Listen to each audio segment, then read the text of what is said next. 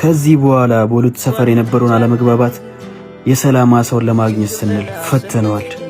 ከሁለቱ ሰፈር አንዱ ሰፈር ቀድሞ ሲደርስ አሳ ያጠምዳል የሚባለው ሕግ ፈርሷል።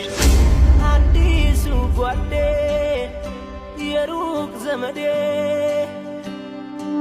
በልግባ ግባ እባክህ ግባ በሞቴ እንደውም ዛሬ ለምን አሳ አብረን አናጠምድም? ኑ ኒድ እቻትና ልጅትም ቤቴ እቻትና ልጅትም ቤቴ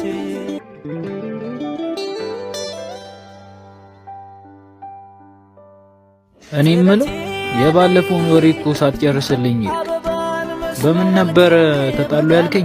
በአንድ ትንሽዬ ዳቦ በምትባል አሳ እኔ ነኝ መበላት ሪሪ መበላት እየተባባሉ። ለማንኛውም አሁን ጸብ የሚባል ነገር የለም፣ እርቅ ተፈጥሯል። እንደሰከነ ውሃውል በርጋታ ቀኖቼን ብውል አታየኝም እንዴ? ተጣልተን የለ እንዴ? ለምን አይሻለሁ? እንኳን እኔ እናንተ ታይ ሰፈርና ላይ ሰፈርም ታርቀዋል። እሺ እና እኛ ምን ታረቅ? ደስ ይለኛል። አዲሱ ጓዴ ሁለተኛ